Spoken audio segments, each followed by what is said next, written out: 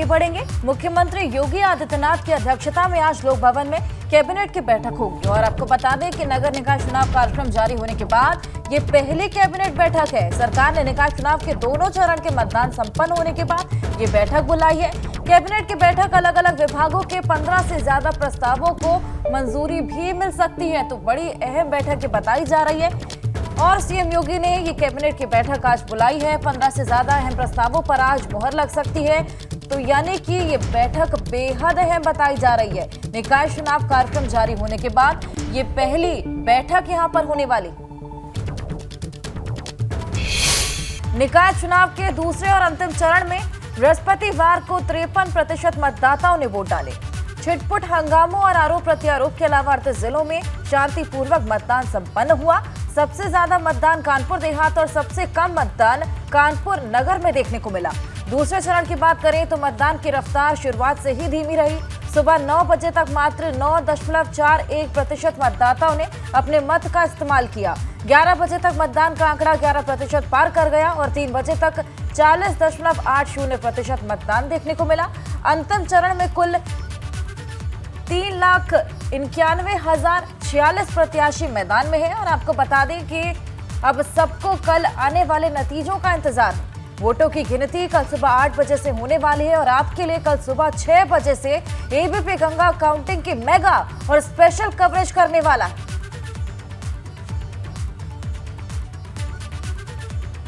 निकाय चुनाव के अंतिम चरण में हमने देखा किस तरह 53% मतदान देखने को मिला और ऐसे में कल नतीजे घोषित होने वाले हैं। लगातार प्रचारों के बीच यहां पर कल मतदान किया गया। हमने देखा किस तरीके से कई जगह बेहद अच्छे आंकड़े देखने को मिले, कई जगह बेहद निराशाजनक आंकड़े देखने को मिले, लेकिन उसके बावजूद कल मतदान सफल हुआ और ऐसे में अब कल मतगणना होने वाली है और सबकी नजरें इस पूरी मतगणना पे टिकी हुई। और कल मतदान खत्म होते ही सभी पार्टियों ने अपनी अपनी जीत के दावे शुरू कर दिए। दावों के सच्चाई का पता कल चलने वाला है, लेकिन देखिए किसने जीत को लेकर क्या कुछ दावा किया।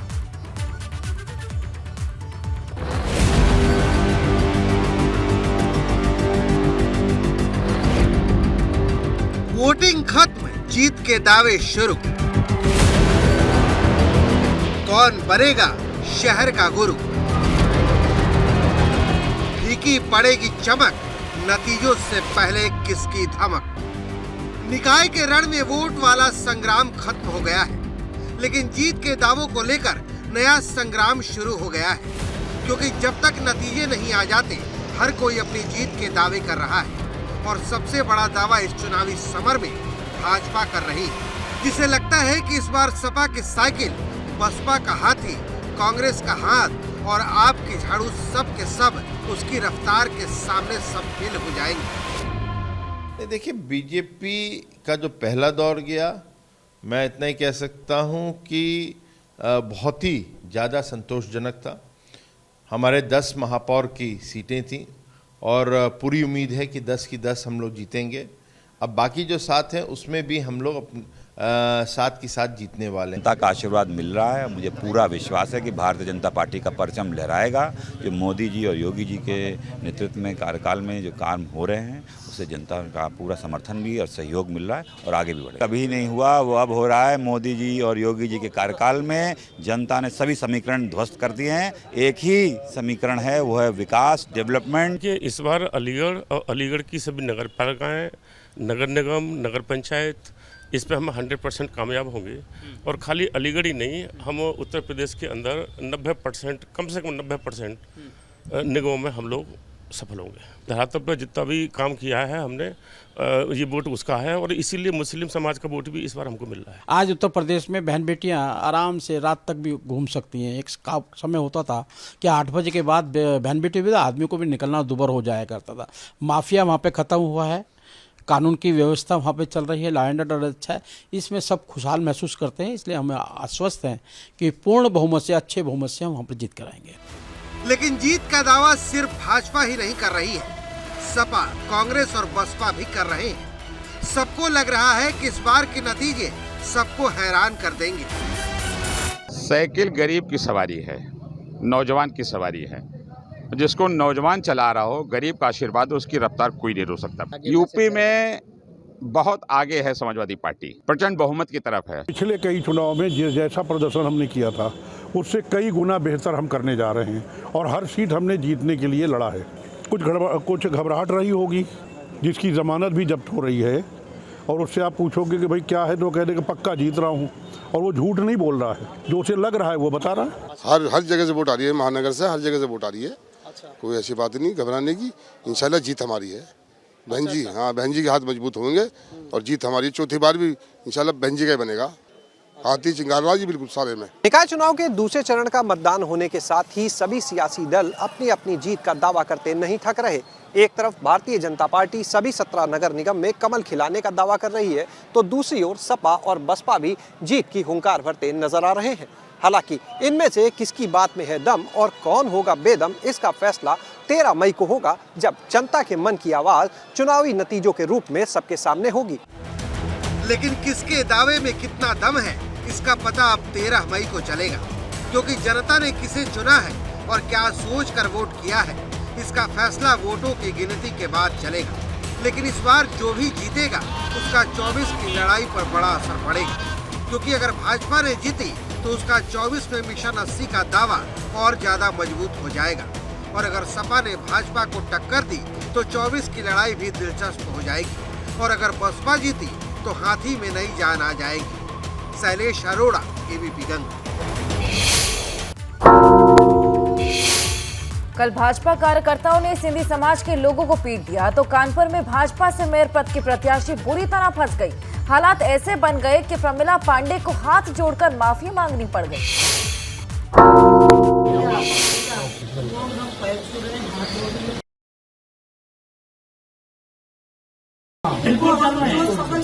जो आप लोगों ने सोचा नहीं होगा।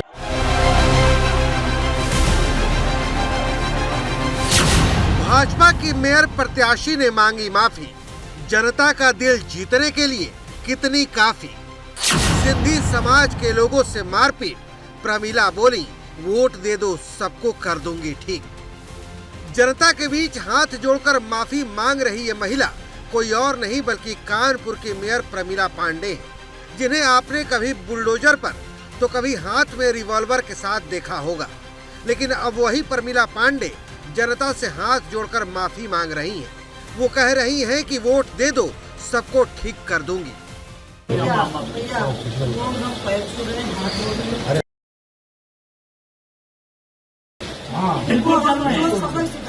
आप लोगों ने सोचा नहीं होगा।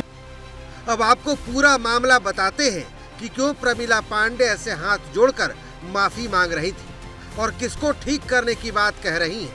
तो बता दें कि कानपुर से भाजपा के मेयर प्रत्याशी प्रमिला पांडे किसी और को नहीं बल्कि अपने ही पार्टी के कार्यकर्ताओं को ठीक करने की बात कह रही हैं, जिन पर कानपुर के सिंधी कॉलोनी में घुसकर सिंधी समाज के लोगों के साथ मारपीट करने का आरोप।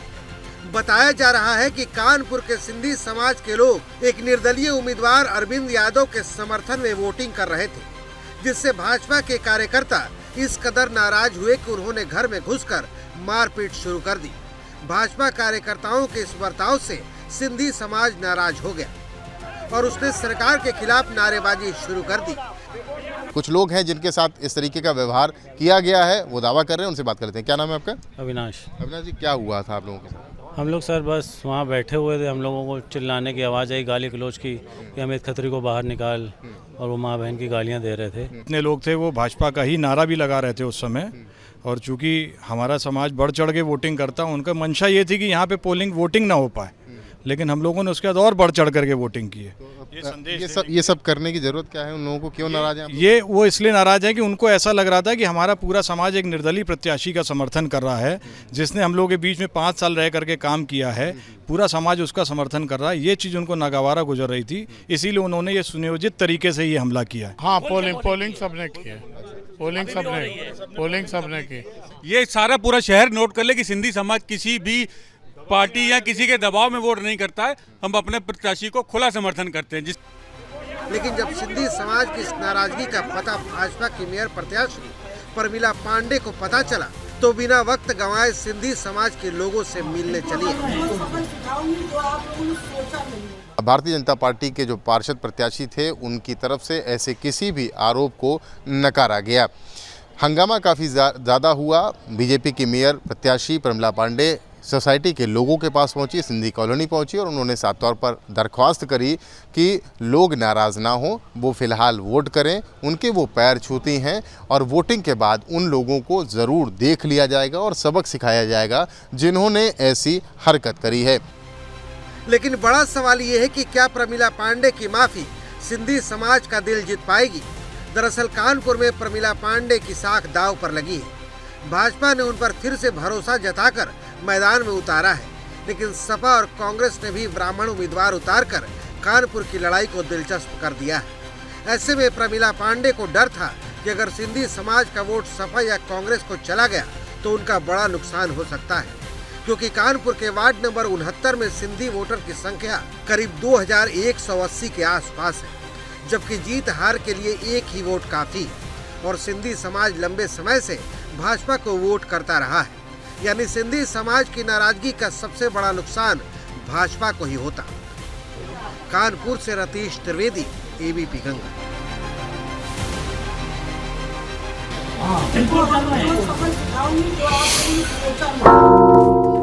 लखनऊ उत्तर प्रदेश में विधान परिषद की 2 रिक्त सीटों पर उपचुनाव 29 मई को होना है और इसके लिए नामांकन शुरू हो गया।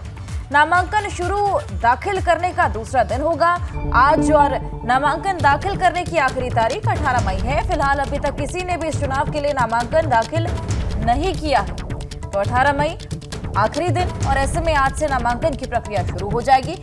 29 मई को विधान परिषद उपचुनाव होना है और इस चुनाव में अभी तक किसी ने अभी अपना नामांकन दाखिल नहीं किया है।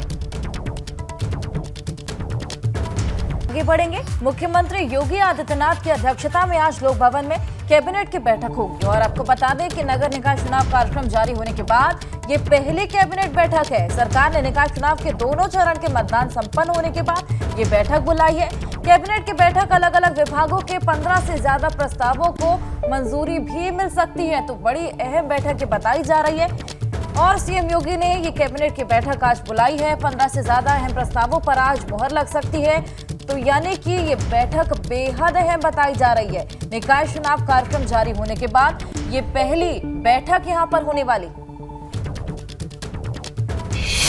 और निकाय चुनाव की मतगणना से जुड़ी बड़ी खबर आपको बता दें, सभी जिलों के प्रेक्षक आज स्ट्रांग रूम का दौरा करने वाले हैं। हर जिले में स्ट्रांग रूम पर कड़ी निगरानी जारी है। इसमें सभी जगह मतगणना को लेकर अंतिम चरण में तैयारियां हैं और आज तैयारियों को प्रशासन अंतिम रूप देने वाला है और ऐसे में कल मतगणना के रिजल्ट सभी के सामने आ जाएंगे। सभी जिलों के प्रेक्षक आज स्ट्रांग रूम का दौरा करने वाले हैं। कड़ी निगरानी के बीच यहां पर ये सभी तैयारियां की जा रही हैं। प्रशासन की ओर से यहां पर अंतिम रूप इन तैयारियों को दिया जा रहा है। मतगणना से जुड़ी ये बड़ी खबर हम आपको दे रहे हैं। लगातार कल मतदान की तस्वीरें हमने आपको दिखाई थी। सभी जिलों के प्रेक्षक आज स्ट्रांग रूम का दौरा करने वाले हैं, तैयारियों को अंतिम रूप देने वाले हैं। प्रशासन की ओर से ये सभी तैयारियां दुरुस्त कर ली जाएंगी आज।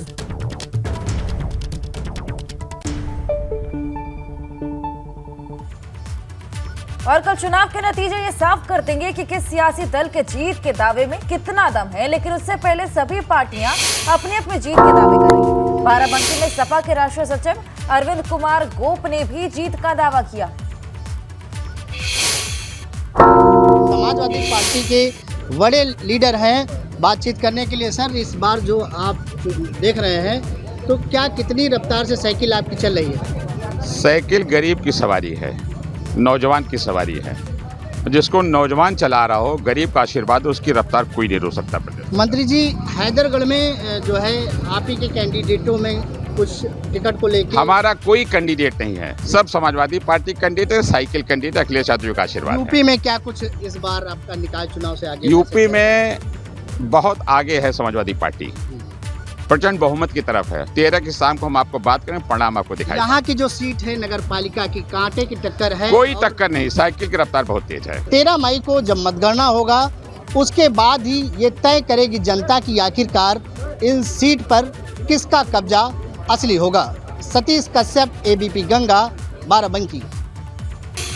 मुख्यमंत्री योगी आदित्यनाथ आज अपनी कैबिनेट के साथ द केरला स्टोरी फिल्म भी देखने वाले हैं और सिम के साथ बीजेपी महिला मोर्चा की 150 से ज्यादा कार्यकर्ता भी इस फिल्म को देखने वाली हैं। केरल में हिंदू महिलाओं के कन्वर्जन और उन्हें आतंकी गतिविधियों में ढकेले जाने पर यह फिल्म आधारित है और ऐसे में यूपी में द केरल स्टोरी को पहले ही टैक्स फ्री कर दिया गया है और ऐसी उसी कड़ी में आज सीएम योगी इस मूवी को देखने वाले हैं और उनके साथ 150 महिला कर्मी भी शामिल होने वाली।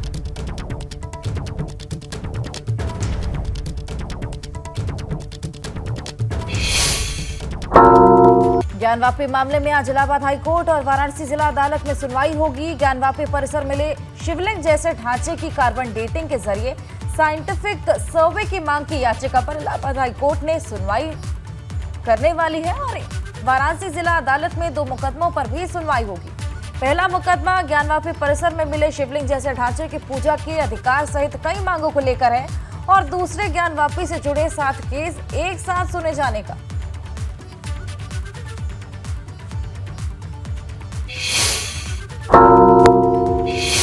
और खबर अमरोहा से है, जहां पर खाना बनाते समय एक गैस सिलेंडर फट गया। मकान की छत तोड़कर कई फीट ऊपर तक ये सिलेंडर जा उड़ा। मकान की छत गिरने से 4 लोग घायल हुए। सिलेंडर फटने से मोहल्ले में अफरा तफरी का माहौल हो गया और ऐसे में घायलों को अस्पताल में भर्ती करवा दिया गया। धनौरा थाना क्षेत्र के महादेव मोहल्ले की पूरी घटना, जहां पर सिलेंडर फटने से हड़कंप मच गया है, अफरा तफरी लोगों में मच गई। सिलेंडर फटने से मोहल्ले में देखिए किस तरीके से अफरा तफरी मच गई थी। तस्वीरें भी हम आपको दिखा रहे हैं। 4 लोग इसमें घायल हुए। घायलों को फिलहाल अस्पताल में भर्ती करवा दिया गया। खाना बनाते समय ये गैस सिलेंडर वहां पर फटा था।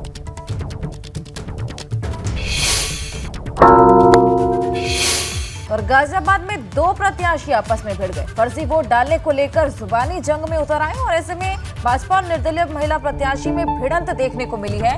भाजपा प्रत्याशी पर फर्जी आधार कार्ड बनाने का भी आरोप है। ये देखिए तस्वीरें भी हम आपको दिखा रहे हैं। गाजियाबाद की तस्वीरें, जहां पर 2 प्रत्याशी आपस में लड़ गए फर्जी वोट डालने को लेकर। यहां पर ये पूरा भिड़ंत देखने को मिली है और फर्जी आधार कार्ड की बात भी सामने आई है। आरोप लगा है फर्जी आधार कार्ड बनाने का।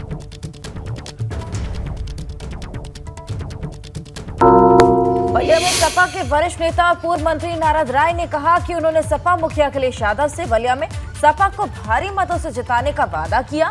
अखिलेश जी के लक्ष्य को पूरा करने के लिए सबको बर्दाश्त किया है। भाजपा को हराने के लिए हमने निर्दलीय उम्मीदवार संजय उपाध्याय को समर्थन दिया और अब हमें 2024 के लोकसभा चुनाव को लेकर रणनीति बनानी है। तो ये बड़े दावे यहां पर नारद राय करते नजर आए हैं।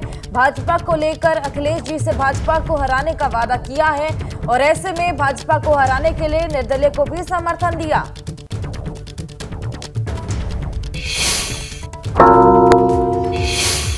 यूपी के अल्पसंख्यक कल्याण मंत्री दानिश आजाद अंसारी ने समाजवादी पार्टी पर निशाना साधा। दानिश आजाद अंसारी ने कहा कि समाजवादी पार्टी ने पहले ही हार मान ली। सपा के शीर्ष नेता चुनाव में नहीं उतरे क्योंकि वो जानते हैं कि जनता का विश्वास उनके साथ नहीं है। और साथ ही दानिश आजाद अंसारी ने कहा कि सपा, बसपा और कांग्रेस को समाज से कोई वास्ता नहीं। ऐसी पार्टियों का राजनीतिक फलसफा सिर्फ जनता को डरा धमकाकर, बहला फुसलाकर वोट लेना है और कुर्सी हासिल करना है। विपक्षी दलों की बात करें तो आरोप भी लगा रहे हैं कि वोटिंग कहीं गड़बड़ हो रही है, कहीं पुलिस के दबाव में लोगों को बाहर नहीं निकलने दिया जा रहा है, वोट नहीं डालने दिया जा रहा है, कहीं पर तमाम तरह की शिकायतें की जा रही हैं। निर्वाचन आयोग से भी शिकायतें की उन्होंने। इसको लेकर क्या आज विपक्ष जो है ये हताश है, निराश है। खासतौर पर समाजवादी पार्टी, बसपा, कांग्रेस, इन्होंने धरातल पे कोई काम जब सरकार थी, सत्ता थी उनके पास, तब नहीं किया और आज चुनाव में भी समाजवादी पार्टी के नेता धरातल पे कहीं नहीं दिखे। तो किस बात पे आरोप लगा पाते हैं, किस बात पे आरोप लगा रहे हैं? वो उनके सारे आरोप बेबुनियाद हैं, झूठे हैं। ये सब जनता जानती है। पब्लिक के सामने सपा बसपा का चाल चलित और चेहरा उजागर हो चुका है।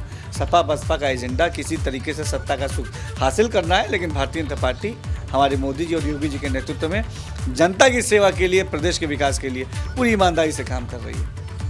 योगी जी ने 50 से ज़्यादा दौरे किए, आप लोगों ने भी खूब मेहनत की, ज़मीन पर उतरकर तमाम जगह जनसभाएं, रैलियां की। अखिलेश यादव 10-15 से ज़्यादा रैली नहीं कर पाए। ये कहा जा रहा है कि वो चुनाव में रुचि नहीं ले रहे हैं। क्या लगता है आपको? वो 10-15 की संख्या आपने बहुत ज़्यादा बता दी। हमें लगता नहीं कि एक इकाई से अधिक मैंने दहाई में उनका आंकड़ा गया होगा, लेकिन समझने की ज़रूरत है। ये चुनाव जनता के बीच में जाके अपने प्रति विश्वास को इकट्ठा करने का एक तरीका होता है। लोग ग्राउंड पे नेता जाते हैं इस नियत से जाते हैं कि जाके अपने काम बताएंगे और जनता का विश्वास अपने तरफ ले आएंगे।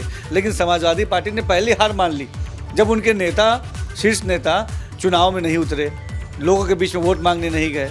और वो क्यों नहीं गए? वो इसलिए नहीं गए क्योंकि वो जानते हैं कि जनता का विश्वास आज उनके साथ नहीं है, जनता का सहयोग उनके साथ नहीं है। जब वो ग्राउंड पे जाएंगे तो जनता उनसे सवाल पूछेगी, उन सवालों से बचने के लिए वो मुंह छुपा के अपने कमरों में बैठे रहे। और वहीं पर्यटन मंत्री जयवीर सिंह ने दावा किया कि भाजपा ने गंभीरता से चुनाव लड़ा।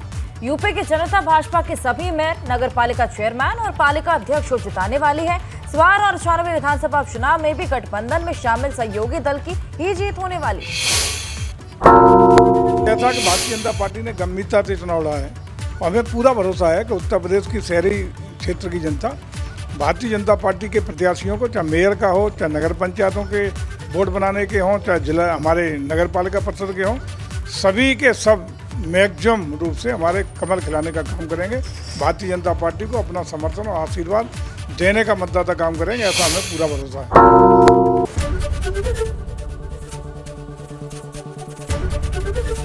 एबीपी गंगा, खबर आपकी, जुबान आपकी।